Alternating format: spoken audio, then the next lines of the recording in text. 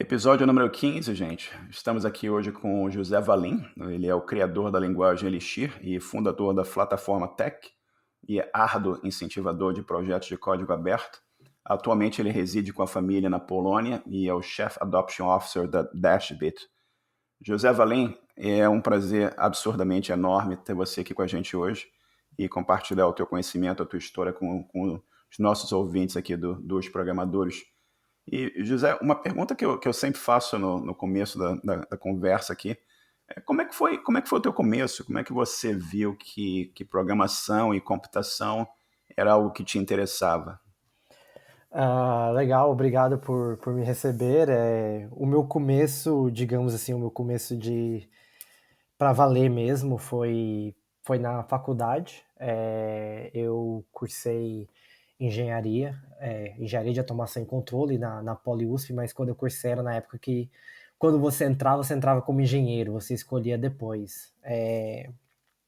E, e no primeiro ano tinha introdução à programação em C, então lá foi o meu primeiro contato para valer, para começar a entender como que tudo funciona.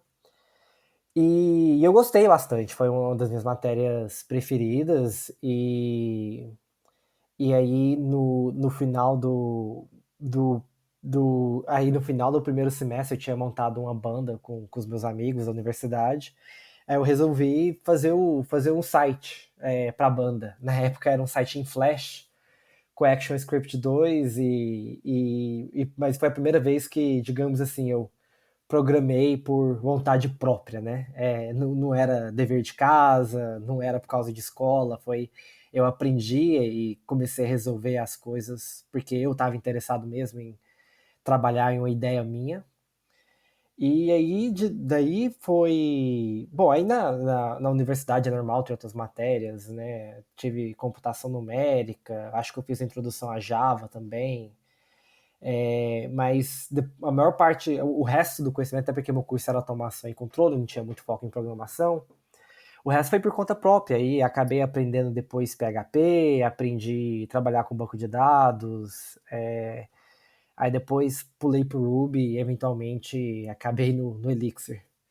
Ou Elixir, né? Eu vou acabar falando os dois, tá? Porque o hábito meu é de falar Elixir, mas o correto no Brasil é Elixir mesmo. Certamente. E é fantástico essa coisa que você começou com a linguagem C e um interesse pessoal que era a sua banda e criar alguma coisa para a sua banda gerou a experiência de usar alguma coisa na prática, né? E conta, com você falou do Ruby aqui, você teve uma exposição a Java também. Conta pra gente como é que foi essa descoberta do Ruby para você, como é que você chegou no Ruby ainda na faculdade, né? Você foi no teu começo ainda, de você se interessar por Erlang, ou Elixir, ou Elixir, como a gente fala em inglês. Como é que foi essa apresentação ao Ruby? O que te chamou a atenção nessa linguagem também? É, o meu contato com Ruby foi em 2006, por volta de 2006. Até então estava fazendo PHP, mas era aquele, digamos, o PHP braçal, não usava framework, né? Meio que chamava o SQL lá, direto do template e tudo mais, era como fazer o PHP na época. E aí, na época, eu estava começando uma startup com o pessoal da faculdade e a gente havia ouvido falar do tal do Ruby on Rails, né? E aí eu comecei a aprender meio que, tipo, muito novo ainda, né? Não era nem capaz de julgar as coisas, né? Hoje já tenho uma capacidade muito maior de poder olhar as diferentes soluções e poder avaliar os trade-offs, mas lá era abaixar a cabeça e aprender, brincar, mexer, né?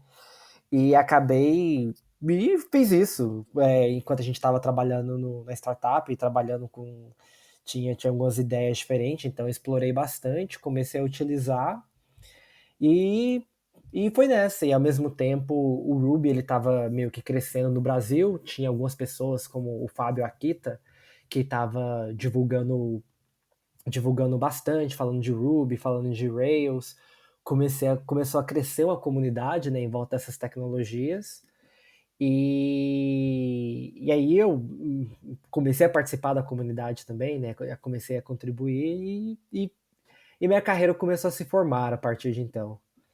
Certo. E José, você fala da importância da comunidade e é sempre interessante ver essa constante nos testemunhos das pessoas aqui que eu entrevisto, sempre a importância da comunidade e compartilhar da informação com os outros para levar a tua carreira à frente também.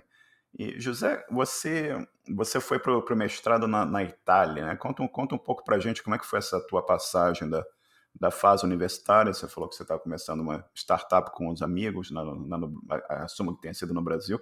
E como é que foi essa tua ida para o mestrado na Itália? Como é que foi essa transição nessa fase da tua vida? Legal.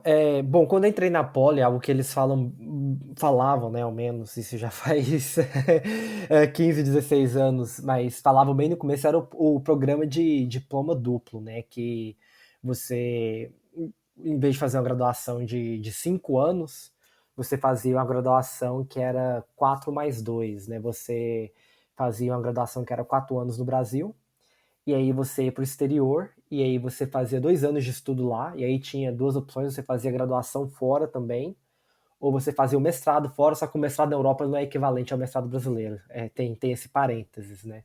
Agora talvez as coisas estejam mudando. Tem vários fatores, que era o tempo de. Porque quando a gente não tinha nona série no Brasil, o tempo de estudo era diferente e tal, mas não é um mestrado europeu, digamos assim. Mas tinha essa opção também de estudar 4 anos no Brasil, ficar 2 anos fora e fazer esse mestrado europeu. E era algo que eu me interessou assim desde o começo, desde quando eu cheguei na Polo, fiquei sabendo que tinha essa opção. É, e eu me programei para isso. Então, antes de começar de começar a programar em Ruby, eu meio que já tinha essa ideia. Né? E é até engraçado, porque na época, esse programa estava apenas começando, nós tínhamos 3 universidades principais para fazer esse programa, que era a França, universidades na França, na Itália e na Alemanha. Eu acabei escolhendo a Itália por motivo, o custo de vida era mais baixo, a universidade era muito boa, ainda mais na minha área, que era a área de automação e controle e mecatrônica, a Politécnico de Turino, que foi onde eu estudei, era bastante recomendada. E também culturalmente, né? Eu imagino, eu falava, nossa, mudar para o exterior vai ser um desafio enorme, né? E culturalmente a Itália é mais próximo do Brasil, né? Então eu meio que planejei, comecei a estudar italiano antes, né? Muitas pessoas que iam para a Itália, devido à facilidade de aprender o idioma, eles meio que iam assim, zerados, né? Eu planejei, estudei 1 ano de italiano antes. E, e Bom, e esse era um plano que eu tinha traçado, né? Então eu continuei executando ele, mas eu já sabia quando eu estava ali. Isso foi o quê? Foi no final. Quando eu tinha 3 anos, estava 3 anos e meio, né? Tá, então eu tinha feito 7 semestres, né? Foi quando eu fui para Itália. Mas nesse período, que era em 2007, já tinha começado a programar em Ruby e eu meio que já sabia, assim, que, olha, tipo, eu tô estudando mecatrônico, tô estudando automação e controle aqui, e eu acho, eu já sabia que não era isso que eu ia fazer pelo resto da minha vida. Eu provavelmente sabia que ia entrar no rumo de programação mesmo, só que, bom, já tava no término, né, já tinha feito a maior parte, né, da universidade, com certeza mais que a metade. É, e eu tava me virando bem, né, aprendendo a programar sozinho, então eu falei, então deixa eu terminar isso, né, comecei, né, deixa eu terminar, no pior dos casos, se eu não gostar desse negócio de programação, no final das contas, eu tenho um plano de backup sólido. E então quando eu fui para Itália, eu tava programando, estava trabalhando minhas ideias, trabalhando na startup ia para a universidade, tinha as aulas e tal, fazia os exames, mas eu sabia que muito provavelmente não era o que eu ia fazer, não era o que eu ia usar, né? E realmente foi isso que aconteceu, tanto que a única coisa que eu conseguia tirar de bom proveito dos meus estudos, do meu curso, é que quando eu estava fazendo o mestrado lá na Itália, eu tinha que fazer, tinha que defender minha tese, né? E aí, como mecatrônica, eu estou usando automação e controle mecatrônico porque eles chamavam automação e controle no Brasil, mas eu fiz mecatrônica na Itália. Aí, como era mecatrônica, eles falam, é mecânica, eletrônica e informática, né? Eu utilizei essa utilizei essa oportunidade aí para pelo menos fazer minha tese na área que era voltada à ciência da computação. Então, eu fiz, minha tese era sobre algoritmos para classificação de texto e que junto com o departamento de ciência da computação, então foi uma parte que eu consegui aproveitar. Mas hoje, assim, eu lembro muito pouco do que eu estudei na universidade e da minha formação. E essa história da transformação, a busca do que realmente é a sua paixão é sempre muito interessante, né? E também você mencionou ter um backup, que é sempre importante, como a gente sabe em tecnologia, em computação, o plano B, né? Tem sempre que ter o backup. Quem não tem backup não tem nada. E com relação ainda na parte do Ruby, acho que foi nessa fase que você estava ainda no mestrado, que você se inscreveu no Google Summer of Code, né? Acho que foi em 2009, e você submeteu uma proposta, um trabalho, e você começou a trabalhar com uma pessoa chamada Yehuda Katz. Eu não sei se eu estou falando o nome corretamente. Uhum, É isso mesmo? é isso mesmo. Conta um pouquinho para a gente sobre essa proposta que você fez, como é que foi esse trabalho junto com o Yehuda e o que isso fez acontecer na tua vida em relação ao Ruby on Rails e eventualmente se tornar um membro do core team. Legal. Então, nesse período, isso foi em 2009, eu já estava ativo na comunidade Rails, eu acho que eu já tinha lançado um ou dois. Eu virei mantenedor de um projeto chamado Rails Footnotes na época, e aí eu acho que eu já havia lançado o meu primeiro projeto open source, que, se eu não me engano, era o Inherited Resources. Então eu já estava começando a participar da comunidade, estava meio começando a ter, já estava começando a ser mais ativo no Issues Tracker, do Rails, mas aquele tempo, né, era ainda bastante diferente de hoje, né, porque hoje, graças ao GitHub, a comunicação, né, em volta do código, com os mantenedores do projeto, ela é muito fácil, né. Antes, o repositório de código, ele era algo completamente separado, não tinha tanta interação assim. Você poderia interagir com o Issues Tracker, ou a mailing list era bastante limitado. Então não era como hoje, mas eu estava meio que ali, estava por volta, né? E nesse período foi quando estava tendo a discussão na época, né? Tinha o Rails 2, aí tinha um projeto chamado Murb, que era uma alternativa ao Rails, e foi durante esse período que os dois projetos resolveram se unir, né? Juntar. E aí eles tinham bastante ideias novas, né? De como trabalhar, né? Como melhorar o Rails e como fazer essa fusão. E uma das coisas um dos pontos que essa fusão queria trazer era o do Rails ser agnóstico, porque o Rails era muito opinionated, né, que o pessoal falava na época. Então, olha, se você quiser falar com o banco de dados, você tem que utilizar o Active Record. Se você quer rodar seus testes, você tem que usar essa ferramenta de testes. Estavam começando, a comunidade Ruby era muito fértil em termos de explorar diferentes soluções nesse período. E começou a aparecer, então, outras opções. O pessoal queria utilizar essas opções com Rails, mas era difícil, né? O Rails, ele não deixava fácil você trazer suas próprias soluções. Então o pessoal estava explorando essas ideias, e uma das coisas que sempre foi muito forte do ponto de vista do Rails era a parte dos geradores de código, né? Então, quando você pega a primeira apresentação do DHH lá, dele falando no Rails, ele usa bastante esses geradores de código.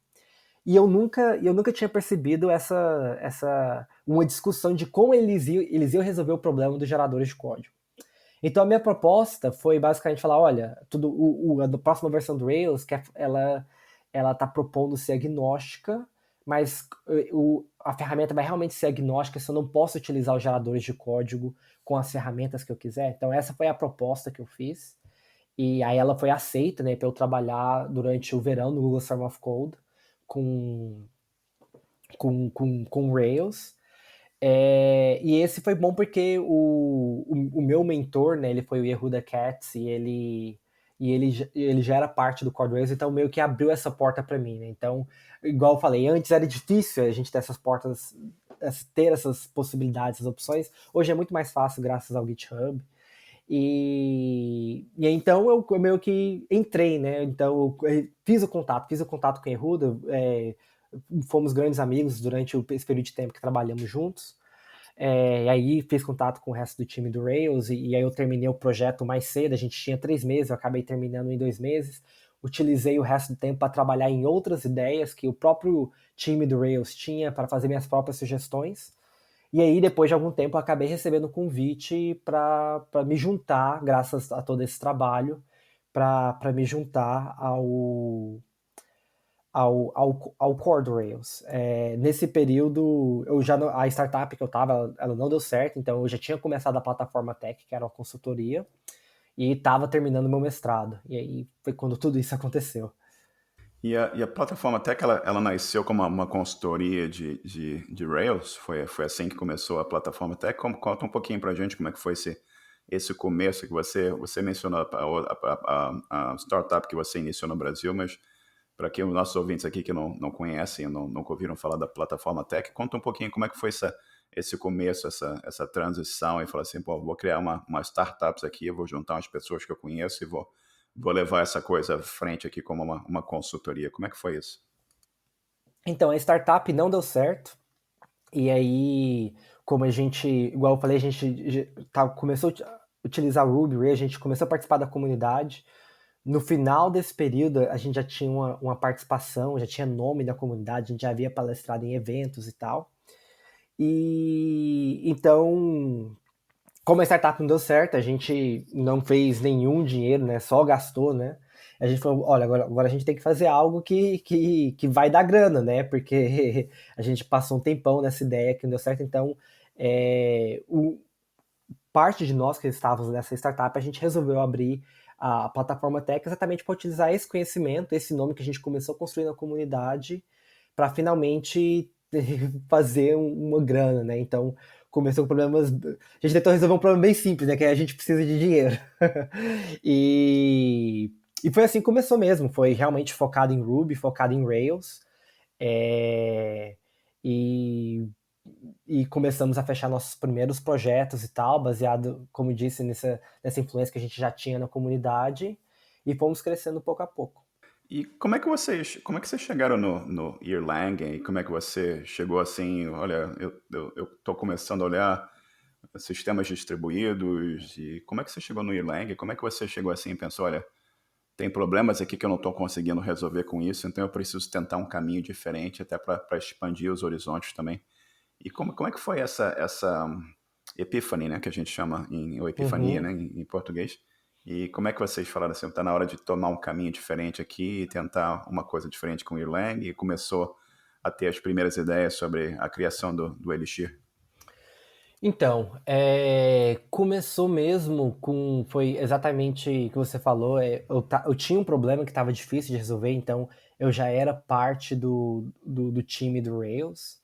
E mesmo antes de eu ser parte do time do Rails, eu já ouvia falar bastante do pessoal falando: olha, a gente quer que o Rails funcione com plataformas multi-core, né? Então, se minha máquina tem mais de um core, eu quero rodar o Rails nessa máquina.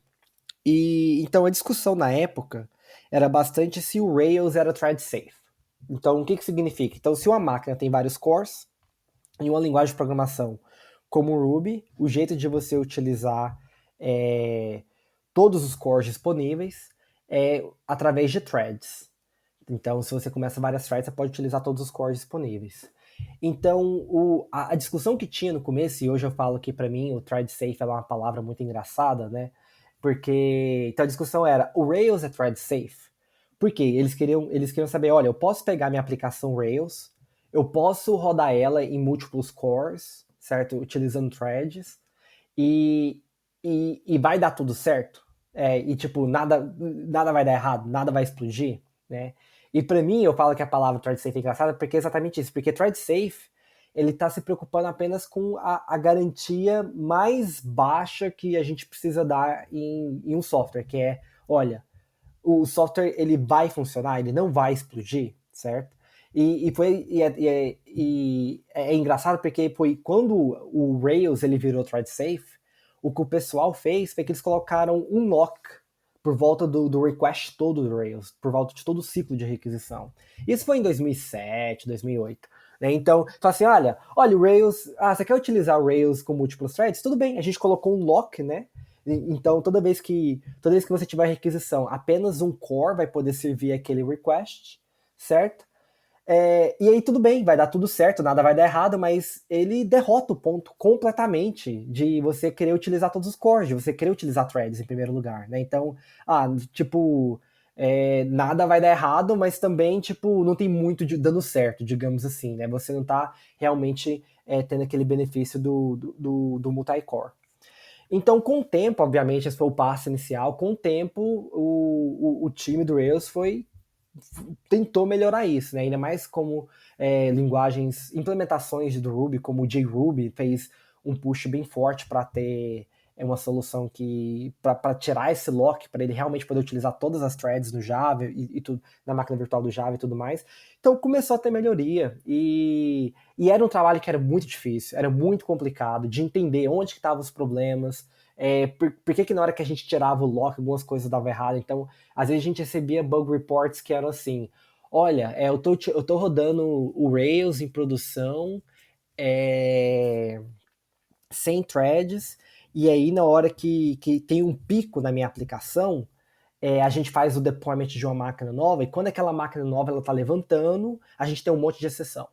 E isso era porque exatamente quando você tinha um tráfego muito alto, aquele número de requisições, ele ia exercitar códigos, ele ia exercitar um fluxo de código ali, que ia ter exceção, e é difícil de reproduzir esses cenários sem ter esse número alto de requests chegando ao mesmo tempo.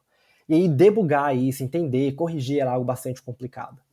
Então, no começo, a minha mentalidade era, olha, se esse negócio de multi-core, de máquinas utilizando diversos cores, vai ser bastante importante no futuro, e essa é uma realidade que a gente está hoje, eu acho que demorou muito, né, para essa realidade se concretizar, mas hoje eu falo, né, tipo, hoje você tem relógio, né, de pulso com 4 cores, né, então a gente vai continuar progredindo nessa direção de ter, hoje você pega um Ryzen, né, com 48, 32, 16 cores. Então, mas na época, né, isso de volta em 2009, 2010, então se esse vai ser nosso futuro, tem que ter alguma solução melhor, tem que ter algum jeito fácil de resolver esse problema. Obviamente eu já havia ouvido falar de outras linguagens que tinham foco em concorrência, mas nunca realmente tinha usado, explorado, nunca busquei aprender de verdade sobre elas. Então, esse foi a minha jornada inicial. Eu falei, olha, eu quero entender como que outros ambientes, outras linguagens estão resolvendo esse problema. E aí eu comecei a aprender, eu estudei bastante linguagem diferente. E aí eu falo que para mim teve tipo 2 pontos assim, que eu falo ponto que, olha, não tem volta. Teve 2 acontecimentos que mudou a minha perspectiva sobre esse problema. E meio que quando eu falei para mim, olha, eu acho que eu não vou programar em Ruby mais. Eu não vou programar, ou vou mudar a forma como eu programo. Então, o primeiro ponto foi quando eu encontrei programação funcional. Porque com a programação funcional. Porque quando a gente volta lá no Ruby, né, e na maior parte das linguagens imperativas, linguagens orientadas a objetos, grande parte dos problemas que a gente tem com thread é o que a gente fala de data races. Tipo, o que acontece? Você está tentando mudar um objeto, por exemplo, está tentando mudar uma lista. Então você tem 2 cores diferentes que está tentando mudar a mesma lista em memória. E o que acontece se os 2 cores tentam fazer essa mesma mudança ao mesmo tempo? Você pode corromper aquela memória. Então a gente tentando fazer uma mudança nos dados, né, no data, e a gente tem a condição de corrida que pode corromper a memória e aí vai tudo pro saco, né? Então, então essas são as linguagens que eu estava trabalhando, mas com programação funcional a gente não tá mudando coisa em memória mais. A gente não fala mais em mutação. A gente fala que as nossas estruturas de dados elas são imutáveis. Então, se eu tenho uma lista e eu quero remover um elemento dessa lista, em vez de tentar remover esse elemento diretamente em memória, eu vou ter uma lista nova. E aí caiu a ficha. Eu falei, peraí, se a maioria do software que eu estava escrevendo no passado, ele seguisse esse princípio de imutabilidade, grande parte dos bugs que eu tentei resolver no passado em relação à concorrência, eles não iam existir mais. Eles simplesmente iam ser removidos. E para mim, essa é a solução ideal. Tipo, se você tem um problema, você pode resolver o problema. Mas se você consegue resolver o problema como um todo, para mim é melhor ainda. Então eu falei, excelente. Esse é o princípio que eu quero seguir a partir de agora, quando eu for escrever software. Então esse foi o primeiro ponto. Mas aí você fala, tudo bem, legal, programação funcional. Existem várias linguagens de programação funcional, certo? Então por que o Elixir? Tá? Por que o Elixir? Ou então por que a máquina virtual do Erlang? Né? Por que o Erlang? E para mim, o motivo que eu falei, o Erlang vai ser a plataforma que eu quero escolher para desenvolver uns projetos no futuro, é porque se a gente volta em 2009, 2010, tinha um monte de linguagem nova aparecendo com foco em concorrência, em multicore. Então, a Clojure, Scala e várias outras linguagens, teve toda aquela ressurgência, a ressurgência do próprio Erlang, linguagens como Haskell, né? Então todas tinham um foco em concorrência. Mas o que acontece quando tipo, tudo bem, a gente tem ferramentas para concorrência, então eu posso pegar uma máquina agora com 24 cores ou 48 cores, e eu posso utilizar todos os cores dessa máquina de forma mais eficiente possível, mas o que vai acontecer quando o seu programa ou os dados ou o número de requisições que você recebe não cabe em uma máquina só, não dá para resolver em uma máquina só. Você precisa utilizar diversas máquinas, certo? Então o problema agora vira um problema distribuído. Você tem que ter diversas máquinas trabalhando com foco em resolver esse problema, em servir requisições e por aí vai. E esse é o foco da máquina virtual do Erlang. Então, para mim, eu falei, olha, tem um monte de gente tentando resolver concorrência e tem esse ambiente de programação aqui, tem essa máquina virtual chamada Erlang, que eles não só resolveram o problema de concorrência, mas eles também resolveram o problema de distribuição. E não só eles resolveram esses dois problemas diferentes, digamos assim, a mesma abstração que eles criaram para resolver concorrência é a que eles usam para resolver distribuição. E a mesma abstração que eles usam para providenciar tolerância a falhas. Então, o design todo ele é muito elegante. A gente tem uma abstração que a gente chama de processos. Eles são muito cheap, lightweight. A gente pode criar, são baratos. A gente pode criar centenas de milhares, milhões deles. E eles oferecem tudo isso. Eles oferecem concorrência, distribuição, tolerância a falhas. Então, eu achei na época ainda hoje, né, que é algo que a máquina virtual ela tá meio que à frente de todo mundo, né, nesse quesito. E a abstração ela é extremamente elegante e interessante. Eu falei, eu quero agora então escrever software que vai rodar nessa máquina virtual. É isso que eu quero, é isso que eu quero pro meu futuro, né? E então essa foi meio que esse foi bem o começo, né, da jornada do Elixir. No começo é, não foi algo como que a gente pulou de pé junto como empresa, então isso era eu pessoalmente, né, tentando resolver minha curiosidade pessoal. Acabei conhecendo sobre o Erlang, e aí o jeito que eu descrevo esse relacionamento, eu falo que, olha, quando eu descobri o Erlang, eu amei tudo que eu vi na máquina virtual, mas eu não gostei das coisas que eu não achei na máquina virtual. Então, eu não achei na linguagem. Então, para mim, a linguagem Erlang, ela estava faltando algumas construções, algumas features para realmente me sentir produtivo no ambiente. E aí isso levou à criação do Elixir.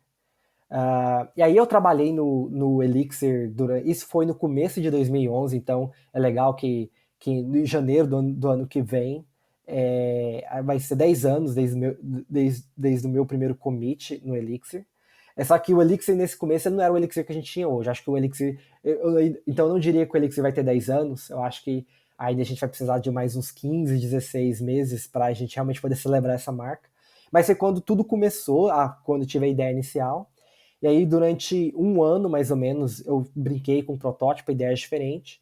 E aí foi só em 2012, um ano depois do primeiro commit, que eu sentei com os meus com os parceiros, né, da plataforma Tech e falei, olha, eu acho que eu tenho essa ideia dessa linguagem de programação E eu acho que tem potencial essa ideia. A gente está olhando para o futuro que é concorrente, tá?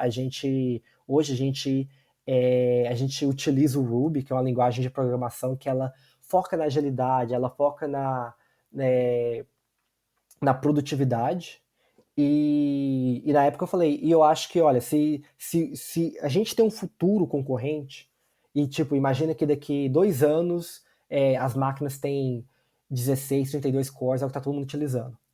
Eu falei que a única opção que a gente poderia ter hoje, porque a gente quer que a empresa, como empresa, a gente poderia migrar, seria o Clojure. Eu acho que era o único que tinha, digamos, um fit com o espírito da empresa, com o tipo de projeto que a gente trabalhava. Então eu falei, olha, eu acho que vale a pena a gente. Competição é bom. E o Clojure roda na máquina virtual do Java. E eu falei, olha, eu acho que competição é bom. Acho que a gente tem que ter mais de uma opção. E, e eu acho que tem essa máquina virtual aqui, que ela é fabulosa. E eu acho que a gente deveria investir nessa linguagem e investir nesse ambiente. E aí essa foi realmente quando o Elixir começou de verdade mesmo. Bom, esse digamos, o resumo. Perfeito, excelente resumo. E é fantástico você ver toda essa evolução desde da tua aula de C lá na tua universidade até você montar o site para sua banda, até você chegar à criação de uma linguagem de programação completamente nova e diferente para propor aqui solucionar um problema que você tinha, que você queria avançar e ao mesmo tempo você evoluindo a plataforma tech junto com seus colegas, seus associados. E como é que foi a escolha desse nome? Como é que pintou o nome Elixir? Como é que foi essa escolha desse nome? E outra pergunta também, como é que foi, você começou, você lembra do teu primeiro commit no projeto há quase 10 anos atrás? E como é que foi? Você levou a ideia para as pessoas da plataforma Tech, eles falaram assim, pô, bacana, vamos tocar isso à frente. E como é que foi desse momento até a coisa virar, propagar para outras empresas e você evoluir ou crescer a plataforma Tech? Eu acho que eu vi um outro podcast que você falou acho que foi o Changelog, né? Que você conta que você eram 2, 3 pessoas e de repente você tem 40 pessoas trabalhando na empresa. Conta essa evolução para a gente, desde da escolha do nome até você crescer a plataforma Tech e ver o Elixir ser abraçado por uma comunidade, por várias empresas diferentes também. Legal. Então, o nome é engraçado porque na verdade, eu não sei de onde veio o nome. Eu falo que, tipo, tava lá a palavra por algum motivo, não sei qual que é o motivo. Na época eu não jogava muito, daí a pessoa fala assim, você devia estar jogando algum jogo, algum RPG da vida. Eu falei, não, essa é uma época da minha vida que eu não jogava, então não sei por qual motivo, mas o nome estava lá e eu fui analítico sobre a decisão. Falei, olha, é um nome relativamente pequeno, é um nome que não é utilizado em programação, é utilizado bem pouco, né? Eu não sabia de nada que chamava Elixir. E eu falei, é legal porque, tipo, começa com a letra E, então se tiver alguma listagem alfabética vai estar bem no começo. É a mesma letra que o Erlang, né? Tem o mesmo tamanho que o Erlang. Eu falei, olha, então parece ser um bom nome, né? E foi meio que esse o motivo. Infelizmente, não tem nenhuma história muito interessante por trás. É, mas respondendo às outras perguntas, né? Quando eu comecei ali, o protótipo ele era meio que uma bagunça, assim, digamos, né? Era eu meio que experimentando com as minhas ideias, mas era um projeto open source novo e nessa altura do campeonato a empresa, meus colegas, eles já confiavam em mim e tipo, quando eu falava assim, olha, essa é uma ideia interessante, esse é algo que a gente deveria explorar, o pessoal me escutava porque a gente já tinha lançado alguns projetos no passado que ganhou bastante atenção na comunidade Ruby Rails na época, então nesse ponto, quando eu começava algo novo, já tinha um entusiasmo, já tinha uma curiosidade natural e a gente sempre se apoiava de forma geral. Então, foi bem aceito, mas acho que no começo era algo tudo era muito bagunçado para alguém poder meio que contribuir, além de poder de ser um bom de estar ali e escutar, né, e dar sugestões, mas eu imagino que não é muito a nível de código. Mas porém, em 2012, quando a gente realmente oficializou, eu falei assim, olha, eu acho que a gente deveria criar, investir essa linguagem, e nesse período foi quando eu pedi para ser alocado oficialmente um período do meu tempo para trabalhar nesse projeto novo. Inclusive, eu fui bastante claro, falei, olha, pessoal, a gente vai criar uma linguagem de programação nova. Isso é algo que a gente nunca fez antes, é bem diferente de criar um pacote ou uma biblioteca para o Rails, né? E provavelmente é algo que vai demorar muito tempo. E pode demorar muito tempo, eu posso trabalhar nisso por 2, 3 anos, e a gente não vai ter retorno nenhum. Deixei isso bastante claro, todos aceitaram, mesmo assim, toparam o desafio. E aí a gente, obviamente, oficializou para o time, e aí, à medida que o projeto foi progredindo, a gente teve uma estrutura, o pessoal da empresa sempre acompanhava o que estava acontecendo, contribuía quando tivesse uma oportunidade, né? Sempre que tivesse uma oportunidade. E foi isso, então sempre teve esse apoio, né? A empresa ela continuou crescendo, mas eu falo, tipo, como eu era, nesse período eu já estava morando aqui na Polônia, eu era a única pessoa remota, então acabou dando muito certo, porque a empresa cresceu, eu falo, tipo, não foi graças a mim, porque eu não estava lá para tocar o dia a dia da empresa, né? Então era o resto do time, todo mundo que fez a empresa crescer, o que foi muito bom, porque foi exatamente o que ajudou a gente a continuar investindo na criação dessa linguagem, né? E obviamente os projetos open source, digamos, o meu nome, né, ajudava a trazer clientes, pessoas interessadas em trabalhar com a gente, mas toda a parte de crescer a empresa mesmo, no dia a dia lá, eu não estava presente, né? O meu foco sempre foi um foco bem técnico. E aí eu fui nessa jornada que então começou no começo de 2012, focando bastante no Elixir, ia em projetos de cliente ali, aqui e ali, mas com foco maior no Elixir. E aí eu acho que as coisas começaram a mudar, assim, tipo, o sentimento de forma geral começou a mudar, tipo, em vez de ser, nossa, esse é um projeto que a gente não sabe que vai dar certo. Quando a gente saiu desse pensamento, passou o pensamento, olha, eu acho que isso na verdade pode dar certo, foi mais ou menos ali no final de 2013, que foi quando a gente começou a ver outras pessoas apostando no Elixir, né? Então, tinha o Simon St. Laurent, ele era editor da O'Reilly, ele escreveu o livro Introducing Elixir, aí teve o Dave Thomas, que escreveu o livro Programming Elixir, para Pragmatic Programmers, algo que foi muito interessante, porque o Dave Thomas ele foi muito importante para a introdução do Ruby, né, no Ocidente. O Ruby é uma linguagem japonesa, né, e foi o Dave Thomas que ajudou nesse processo de trazer o Ruby para o Ocidente. Então, quando isso começou a acontecer, a gente viu empresa utilizando o Elixir em produção, a gente falou, opa, peraí, talvez vai dar certo, parece agora que tem várias pessoas interessadas agora na linguagem, quer ver a linguagem crescer, estão investindo também, né? Estão, não necessariamente investimento financeiro, mas estão investindo a aplicação delas, estão investindo na carreira delas, né? Então, estão investindo o tempo delas para escrever um livro.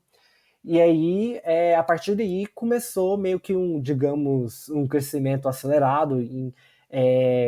Começamos a lançar as versões da linguagem focando na versão 1.0. A gente teve o primeiro evento de Elixir nos Estados Unidos também. E aí, acho que foi setembro de 2014, a gente finalmente lançou a versão 1.0. E aí já estava bastante oficial, tanto dentro da empresa. Um quanto antes já estava começando, eu já comecei a trabalhar full time, não era part time mais, então era full time na linguagem. E, e aí foi. É muito bacana isso, né? E você vê toda a evolução da coisa, o crescimento da empresa e o foco técnico que você teve para levar o produto, que o Elixir é um produto da empresa, né? Você é o criador, incentivador e é o champion, né? Como a gente fala, mas a empresa toda crescendo e outros clientes sendo adicionados ao portfólio da empresa. E a coisa foi crescendo e chegou a um ponto que vocês venderam a empresa, né? E como é que foi essa transição? O que você pode contar para a gente? Como é que foi essa parte de você chegar assim? Pô, a coisa cresceu, chegou a um ponto que está na hora de vender a empresa e vamos partir para outros projetos, outras ideias. Como é que foi isso e como é que vocês lidaram como empresa nisso? E o Elixir nesse ponto também já pegou massa crítica, né? Você já tem não é um projeto só seu, é um projeto que você já tem um monte de colaboradores pelo mundo afora, e como você mencionou aqui, exposição por livros e apresentações e comunidades crescendo em tudo isso. Como é que foi essa coisa de ver o seu filho crescendo e ao mesmo tempo ver o seu filho saindo de casa, né? Fazendo uma analogia assim com a coisa, e também ver a plataforma Tech, uma certa forma, é um seu filho também crescendo, evoluindo e indo para a próxima fase da empresa. Isso, desde o começo, eu tentei fazer o Elixir. Obviamente, ele não existiria sem a plataforma Tech, mas eu sempre tentei fazer do Elixir um projeto, digamos, de todos. Não é a melhor palavra, eu imagino, mas eu acho que dá para acho que transfere o sentimento. Porque é o seguinte, se a gente olha lá quando a gente começou o Elixir, quem que era a minha competição, entre aspas, né? Era Apple com Swift, era Google com Go, né? É Microsoft com F Sharp. Então, como né, que uma empresa de, na época, 20, 30 pessoas pode competir? Então, para mim, estava claro desde o começo, para o Elixir dar certo, eu preciso. É um esforço de todo mundo, tem que ser um esforço conjunto, tem que ser um esforço da comunidade. Então, isso é algo que todos nós entendíamos, então estava bem claro que desde o começo que, olha, tipo, não é uma linguagem da plataforma Tech. A gente sempre teve bastante cuidado com essa mensagem. A gente, olha, sim, a plataforma Tech, digamos, criou a linguagem, né, tá por trás, mas ela, digamos, ela sempre foi criada para o mundo, né? É, então isso acabou sendo muito importante, porque exatamente quando a gente fez a transição, né, quando a gente vendeu a plataforma Tech, a gente meio que já estava preparado, a gente já tinha um time core do Elixir, que nós éramos, na época, talvez 5 pessoas, e apenas eu estava na plataforma Tech, o resto era tudo de empresas diferentes, então a gente estava preparado, né? E a venda da plataforma Tech foi muito interessante, porque no Brasil, desculpa, no exterior, fora do Brasil, a plataforma Tech ela era conhecida pela qualidade técnica dela. Ah, o pessoal lá, o time de engenharia é muito bom. Criaram bastante projetos Rails, criaram a linguagem de programação. O pessoal lá manda bem, né? Só que no Brasil, o nosso, um dos, muita gente conhecia a plataforma Tech por causa da nossa qualidade de entregar projetos, do nosso time de Agile. E foram esses dois juntos que levou à aquisição da plataforma Tech pelo Nubank. E só que durante esse projeto, né, de não aquisição, foi um projeto de acquihire, né, para deixar mais claro. E durante essa transferência, essa mudança, né, tava claro tanto para a plataforma Tech quanto para o Nubank que o futuro do Elixir, ele sempre foi, né, um futuro isolado dessas empresas, ele deveria continuar isolado. Então, quando eu falei, olha, pessoal, eu vou continuar investindo no Elixir, porque é ali que é o que eu estou trabalhando pelos últimos 7, 8 anos, e é lá que a minha paixão tá, eu quero continuar, todo mundo me apoiou 100%, e aí e foi por isso que criamos o Dashbit, agora com foco total não total, mas um foco muito forte, tanto na parte de adoção de Elixir e na parte de open source, esse trabalho que a gente continua fazendo. É muito bacana isso, né? Você vê o filho crescendo e seguindo outros caminhos, e você começa em outras iniciativas também para levar aquele projeto adiante também, né? Conta um pouquinho mais, que a gente vai falar sobre a Dashbit também, mas queria que você contasse um pouco mais sobre o Elixir e você tem um componente que para da IoT, né, que acho que se chama Nerves. Você tem um outro componente para Real-Time Web Apps, que é o Phoenix, né? E você tem o Flow também para lidar com Data Processing. Dá para você contar um pouquinho sobre essas diferentes aplicações, esses campos de atividade onde ele está sendo usado também? Claro, legal. Quando eu comecei a trabalhar, eu sabia, dado a natureza da plataforma Tech, eu sabia, olha, a gente vai utilizar o Elixir para construir aplicações web. Era natural, era óbvio, digamos. Só que eu não queria que o Elixir fosse uma linguagem para web. não, não queria colocar meio que nesse canto, tá? Não, a linguagem para web foi feita para web, não queria isso. Eu queria que fosse uma linguagem próxima de ser general purpose, né? O mais próximo possível de general purpose.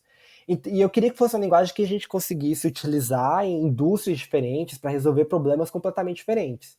E eu sabia que isso é possível, porque o Erlang, ele já tinha, ele, o Erlang, ele naturalmente traz algumas capacidades, capabilidades, sei lá, pro Elixir. Então, o Erlang a gente usa para escrever sistema distribuído, a gente usa para escrever protocolos binários de baixo nível, né? O pessoal implementou banco de dados como o RAIAC em Erlang. Então eu falei, olha, a não ser se eu ferrar alguma coisa, né? Se eu pisar na bola, é, a não sei se eu mando mal, deve dar tudo certo e o Elixir vai ser bom para eu poder fazer todas essas coisas também. Então, eu vou conseguir utilizar o Elixir para sistemas distribuídos, vou conseguir utilizar para implementar protocolos de baixo nível e, ao menos, eu quero adicionar esse ângulo aqui do Elixir ser muito bom para construir aplicações web de alto nível, então mais no foco do HTML, foco de APIs e tal. E eventualmente ver o foco do real-time.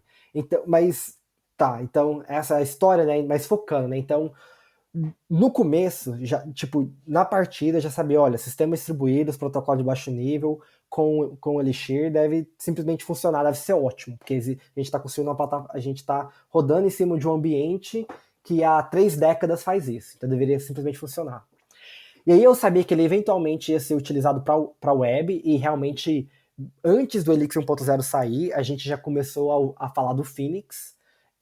Tinha outros frameworks web na época, eu até experimentei com algumas ideias minhas, mas a gente ouviu falar do Phoenix, e o Phoenix foi muito legal, porque tipo, a gente tinha diversos web frameworks na época pro Elixir, mas por que o Phoenix, digamos, ganhou, certo? Porque todo mundo tava falando assim, olha, o que acontece, tipo, o que acontece se eu trazer, tipo, o Django pro Elixir? O que acontece se eu trazer o Rails pro Elixir? O que acontece se eu trazer o Express lá do Node.js pro Elixir? Era isso que o pessoal tava fazendo. O Phoenix foi o primeiro que tipo assim, ele não estava necessariamente tentando trazer algo pro Elixir. Ele falou assim, olha, ele foi o que olhou a plataforma e falou assim, o que eu consigo, o que essa plataforma tem que vai me ajudar a resolver um problema de uma forma que as outras não vai ser fácil de resolver nas outras plataformas. Então, qual que é o diferencial? Né? E esse foi muito legal. Essa foi a sacada do Chris, o criador do Phoenix. E aí era exatamente esse foco do real time. Então, aí o Elixir começou a crescer então com essa pegada web, pegada de web real time, muito forte. E esse eu sabia que ia acontecer. Né? Não sabia da parte do real time, mas eu sabia que a gente ia utilizar o Elixir para web. Então, mas aí depois começou a aparecer, digamos, um monte de surpresas bem agradáveis. Então, a primeira delas foi o Nerves. Então, o Nerves ele é um framework que o pessoal fala que é para high-ended embedded software. Então, você quer escrever software embarcado, que não é porque vai rodar em microcontrolador, mas você vai rodar em Raspberry Pi da vida, um BeagleBone e todos esses dispositivos. O Nerves ele é excelente para isso. E a sacada do pessoal do Nerves é bem legal. Por que eles escolheram o Elixir e a máquina virtual do Erlang? Eles falaram o seguinte, falaram, olha, construir software embarcado é muito difícil. Garantir que tudo funciona, que nada vai dar errado, é muito trampo. Então, então tipo assim, você tem que escrever um driver para Wi-Fi. Como que você garante que se for algo der errado no driver para o Wi-Fi vai reiniciar? Então, eles olharam para ele e falaram assim, nossa, o jeito que a gente modela software com Erlang e com Elixir, que é através de supervisores, é ótimo para resolver esse tipo de problema. E isso foi o que trouxe eles para a plataforma. E eles falaram assim, a gente quer um ambiente de alto nível, com um tooling muito bom, e isso trouxe eles ao Elixir. Então, se você quer experimentar com high-end embedded software, nós temos um framework chamado Nerves, no Elixir também. Outra área que a gente utiliza o Elixir é a parte de data ingestion, data pipelines. Isso é algo que eu comecei a explorar, não desde o começo, mas Logo após o 1.0, eu estava pensando que mais diferente, né, a gente pode fazer, o que a gente pode fazer diferente com o Elixir, e essa era uma época que a gente estava falando bastante de Reactive Streams, Apache Spark, essas coisas, e eu olhei para todas essas soluções e falei assim, olha, eu acho que não tem nada que esses ambientes que eles estão utilizando, Python, Java, não tem nada que esses ambientes têm que, que faz com que essas soluções sejam específicas desses ambientes. A gente pode ter o mesmo no Elixir. A gente pode ter ferramentas ótimas para data ingestion, data pipeline, né? Não, na verdade é o contrário, né? Porque na hora que você pensa em telecomunicação é ficar mandando dado, né? De lá para cá o tempo todo. Né? Então, a plataforma, então, na verdade, a máquina virtual do Erlang, na verdade, ela é excelente para isso. Então, eu comecei a trabalhar nessa perspectiva, né, de data ingestion, data processing, data pipelines. E aí, na verdade, foi achar a abstração correta, na verdade, demorou um tempinho. Eu acho que a gente ficou mais ou menos um ano e meio, buscando qual que vai ser a abstração básica para resolver esse problema. E aí, em 2016, a gente lançou uma ferramenta que a gente chamou de GenStage. Esse é o building block, né? É o building block, é a abstração básica. E aí, a partir dessa abstração, a gente criou o Flow, que ele é algo mais próximo de um Apache Spark da vida. Então, você consegue escrever um monte de... Você consegue ter uma sintaxe de alto nível para processamento concorrente de dados e por aí vai. E mais recente, eu não lembro se foi eu não lembro se foi nesse ano ou ano passado, acho que foi ano passado, a gente lançou uma ferramenta chamada Broadway, que é também para data ingestion, data pipelines, mas de forma mais estruturada. Então, esse é um outro domínio que a gente que o Elixir a gente acabou criando ferramentas boas para desenvolvedores poderem utilizar. E também tem outros que eu não estou muito envolvido, mas acho bastante interessante, que é, por exemplo, existe um framework chamado Membrane. E o pessoal lá está fazendo coisas muito interessantes com streaming e processamento de áudio e vídeo. Então, essa é uma outra área legal. E deve ter mais alguns outros, só que eu não vou lembrar de cabeça agora. Mas acho que esse é o resumo. Então, para resumir, então, sistemas distribuídos, protocolo baixo nível, web, e aí web, cara, não importa se é real time, não importa se é API, se é HTML, data ingestion, data pipelines e audio video streaming. E o high-end embedded, se eu não falei, né? O NURBS, na parte de software embarcado. É isso. E é bacana ver todo esse ecossistema sendo criado, sendo avançado e para resolver problemas diversos, né? E é sempre interessante parar aqui também, lembrar do teu comecinho lá, aprendendo C, começando com a página da tua banda e como a árvore expandiu, né? Como um monte de branches aqui na árvore, criando caminhos diferentes e gerando oportunidades para um monte de gente pelo mundo também, que é muito interessante de você ver esse impacto da tua criação no mundo também, né? E como é que tá a Dashbit? Você está agora se dedicando a Dashbit? E como é que tá a evolução dessa nova criação? O Dashbit a gente teve um head start que muito muito bom, né? Porque mais ou menos, acho que foi em 2018, dentro da plataforma Tech, a gente estava conversando, né, sobre o futuro da empresa, e eu falei, olha, faz 7 anos que eu estou trabalhando no Elixir, sou muito grato, mas sou apenas eu que estou trabalhando no projeto. Eu gostaria de ter um time trabalhando comigo, de ter outras pessoas trabalhando no projeto, no ecossistema comigo. E eles concordaram e meio que me deram a opção de falar assim, olha, beleza, tipo, se esse é um problema, você tem a permissão de resolver esse problema. E, e, e aí uma das ideias que a gente explorou foi criar um serviço, que é o serviço que a gente tem hoje, a Dashbit, a gente tem um serviço único, que é o Elixir Development Subscription. Então, qual que era a ideia? Mais ou menos em 2016 a gente começou a ter os nossos primeiros clientes de Elixir, e eles eram consultorias. Então eu ia lá, trabalhava, viajava, trabalhava com o time, trabalhava com eles e tal, geralmente 3 dias, uma semana. É, a gente fazia uma lista de melhorias, mudanças, problemas, decisões arquiteturais. E aí, acabou esse período, eu voltava para casa, né? Só acontecia que, tipo, tudo bem, você consegue trabalhar com o time dessa forma bem intensiva durante uma semana, só que eles vão implementar, trabalhar nessas ideias simplesmente daqui um mês, 2 meses, né? Não é tudo priorizado imediatamente. Então, eles voltavam para a gente e falavam assim, olha, a gente precisa agora de algum acompanhamento, e só que eu já estava fazendo alguma outra consultoria, já estava em outro projeto. Então veio essa ideia de a gente ter um serviço que é uma linha direta entre o time de engenharia de uma empresa que está utilizando, adotando o Elixir, e o nosso time. Então a gente criou esse serviço, ele criava um subscription. No começo era apenas eu, depois juntou o Wojtek, que é polonês, e já tinha bastante contribuições na comunidade.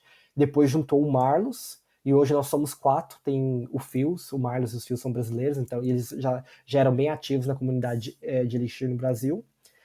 E então a gente começou e era meio que, como eles falassem, olha, você tem meio que carta branca, né, para resolver esse problema seu, a gente experimentou um monte de coisa diferente. Então no Brasil, na plataforma Tech, era todo mundo no escritório, em São Paulo. Né? Só que esse time do Subscription, ele era um time completamente remoto. Então, quando chegou o momento da aquisição, a gente conversou, né? Igual eu falei, a gente falou desse negócio, a gente quer apoiar o Elixir tem que continuar, e você pode continuar com a sua jornada. E eu continuei com essa jornada. A gente simplesmente deu um nome diferente para esse núcleo de Elixir que existia dentro da plataforma Tech. Que virou a Dashbit. Então, é meio que a gente nasceu correndo, né? Então, já tinha toda a estrutura, já tinha todo o produto, né? Já estava desenhado. E essa visibilidade, né? De agora a gente ter o nosso próprio núcleo, essa visibilidade muito boa. E a empresa tá indo ótima. A gente está num ponto hoje que, por exemplo, não estamos aceitando projetos novos, né? Porque o foco da Dashbit é poder investir na comunidade open source, né? E o nosso objetivo de trabalhar com as empresas é de criar um ciclo virtuoso, onde a gente trabalha com as empresas, a gente pega feedback, a gente usa esse feedback para melhorar as ferramentas open source, e aí isso vai ajudar o ecossistema a crescer mais, né? E por aí vai. Então, esse ciclo está funcionando muito bem, né? Então, hoje nós somos 4 e a maior parte do nosso tempo a gente está trabalhando e melhorando o ecossistema. E é isso, então tá indo. A gente vai encerrar esse primeiro ano e eu diria que foi um excelente primeiro ano. Fantástico. José, mudando um pouco o foco da conversa aqui, a gente está falando de Elixir, tecnologia, empresas e tal. Como é que foi essa tua mudança para a Polônia? Como é que você chegou um dia? Você conheceu a sua esposa no Brasil? Ou você viajou, conheceu a esposa na Europa? O que te levou para a Polônia? E como é que é viver na Polônia para alguém que veio do Brasil, nasceu no Rio Grande do Sul, viveu em Goiás e viveu em São Paulo? Como é que é fazer essa transição para a Polônia? E acho que você mencionou para mim, você já está há 10 anos na Polônia, correto? Isso. Eu conheci minha esposa enquanto estava fazendo meu mestrado, né? E igual você falou, eu meio que que acostumei a me mudar, né? Eu diria que a migração para a Itália foi a migração mais difícil, né? Exatamente porque eu estava sozinho, né? Então você muda, tipo, tinha outros colegas da universidade, mas ninguém que era próximo, né? Digamos assim, né? Então, você muda para um país novo, muito distante, e embora, tipo, tem a proximidade da cultura, mas é um lugar, por exemplo, mais frio, né? É, então, tipo, tem as diferenças culturais, assim, mesmo sendo próximo, né? Então, foi bastante difícil essa migração, mas depois que eu terminei, eu conheci minha esposa, que eu estava fazendo mestrado, então depois que eu terminei o mestrado, eu resolvi mudar para a Polônia, que é onde ela morava, né, ela ainda mora, exatamente porque a gente tem desenvolvedores, né, geralmente a gente tem essa flexibilidade de poder trabalhar de onde quiser, né? Então, para mim era fácil relocar. E aí mudei para cá em 2010. Eu falo que existem eu tinha três dificuldades principais, né, quando eu mudei. Não foi tão difícil quanto quando a primeira grande mudança, né, para a Itália, mas as minhas dificuldades eram distância da família, né, acaba é, fazendo muita falta, né, especialmente quando chega tipo período de festa, final de ano, esse tipo de coisa, né. É, eu também comida, né, aqui em termos de comida, por exemplo, culinária, cara, tipo, não, é bem diferente, né? É, e aí, tipo, cara, na Itália você ainda conseguia achar fácil. Ah, não, talvez queria comer algo brasileiro e tal, você achava, que é bem mais difícil de achar. Então, por exemplo, sei lá, o pessoal que trabalhou comigo na plataforma até que sabe, né? Eu gosto muito de salgadinho, né? De coxinha, esse tipo de coisa. Então, quando eu ia pro Brasil, eu voltava com a mala cheia de coxinha, risole, bolinho de queijo, tudo isso congelado, né? Então, tinha a parte da comida bastante que foi difícil, e tem a parte também principalmente aqui na Polônia, que é a parte do inverno, né? Que o inverno fica muito frio, né? -10, -15, você sabe como é, né? Só que aí com o tempo, né, você vai acostumando, né, com a família. Quando eu tive meu primeiro filho, meus pais, eles mudaram para cá, então resolver esse problema com comida a gente aprende a fazer, né? Não fica tão bom, mas resolve, né? E aí o resto das coisas eu falo, né? Esse ponto eu tô morando aqui há 10 anos, né? Então ou eu me acostumo ou eu paro de reclamar, né? Não dá pra, não dá pra ficar esse tempo todo, né? Às vezes eu falo uma brincadeira, né? Que como um brasileiro, né? Morando na Polônia, eu gosto muito do aquecimento global, né? Uma, uma brincadeira não muito correta, mas a gente acostuma, né? Hoje o inverno já estou bastante acostumado mesmo. Vou lá fora, brinco com os meninos e já não tem tanto problema mais. Perfeito, entendo bastante sobre a falta da coxinha, mas a esposa aqui faz coxinha e fica sensacional, ok?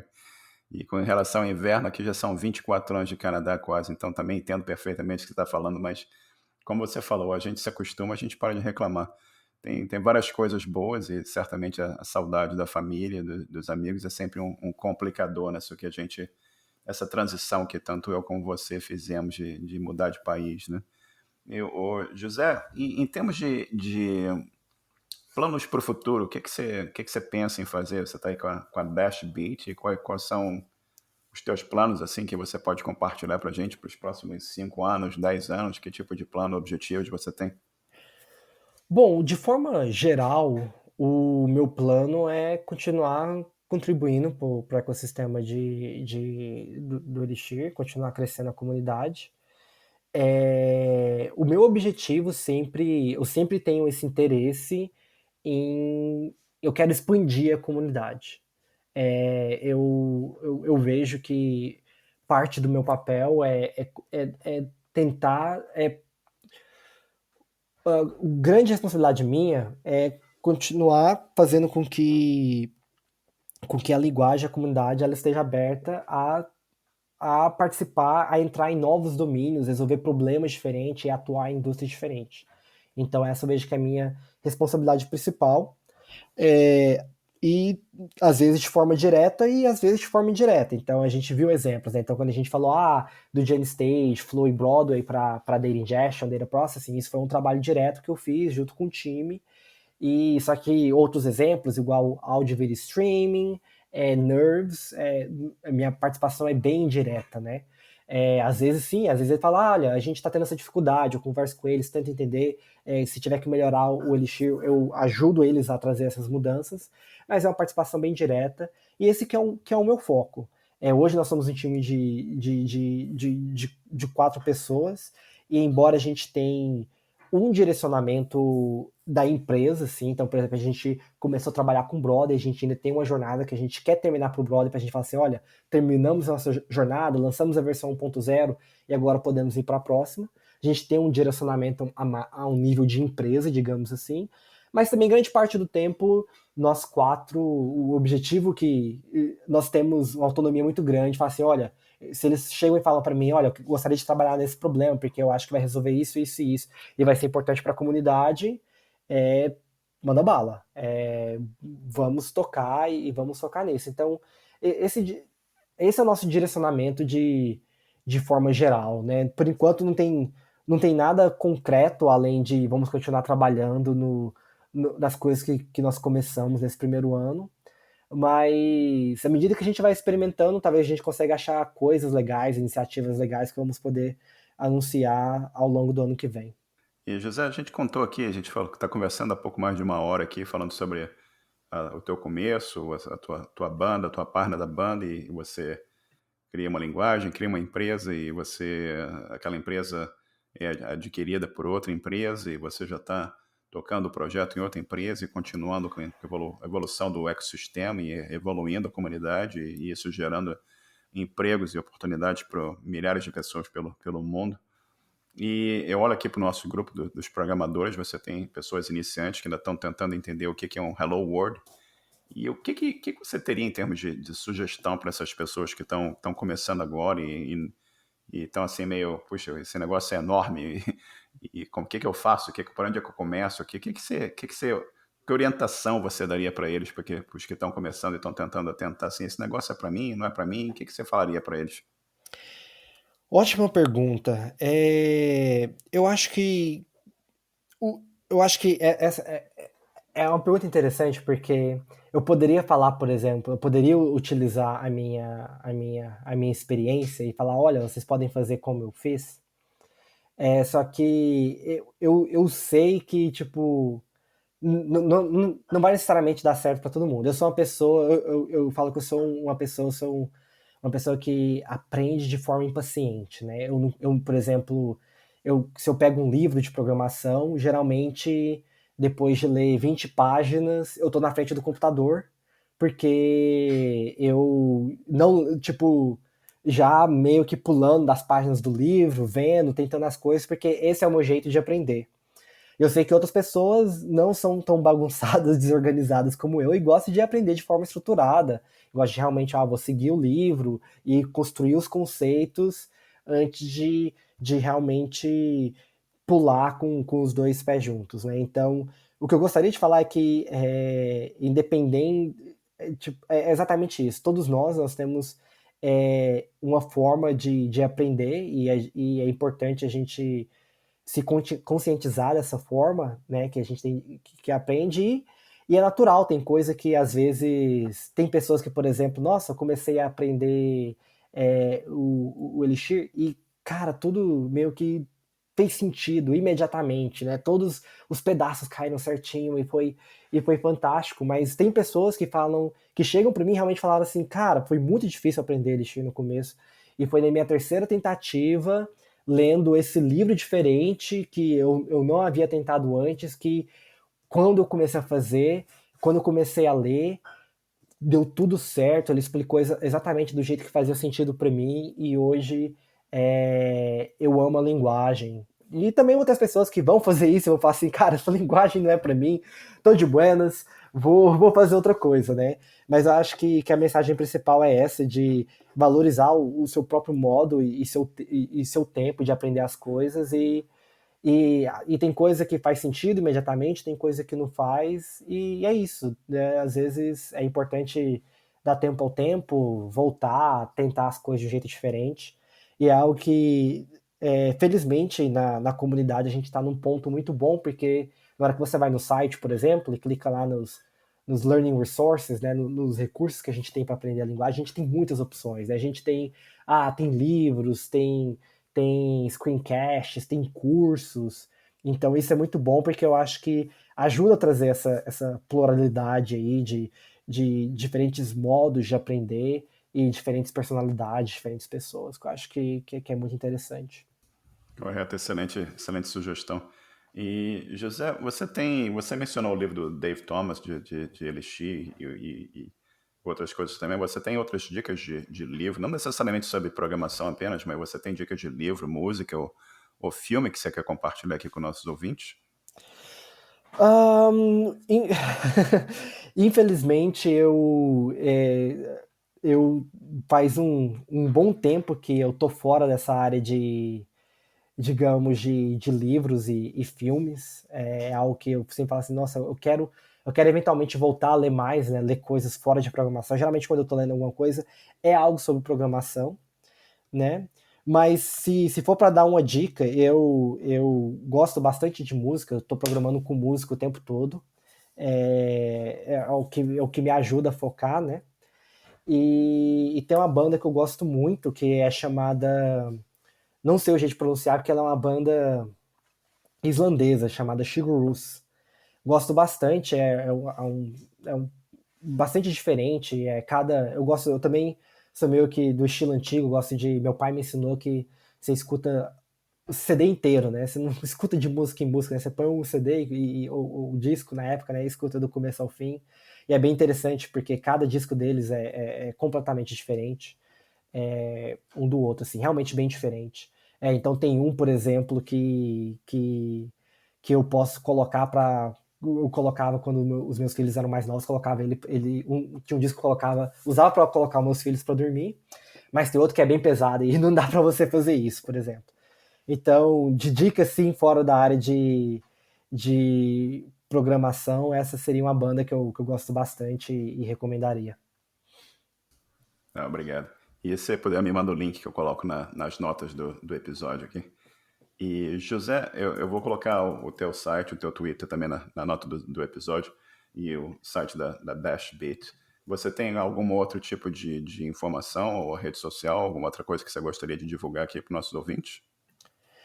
Não, acho que é isso mesmo. Acho que o foco principal é o Elixir mesmo. Eu não sou muito ativo em redes sociais, na verdade. Eu uso o Twitter e é bem mais ou menos ali. Eu apareço meio que uma vez por semana e olha lá.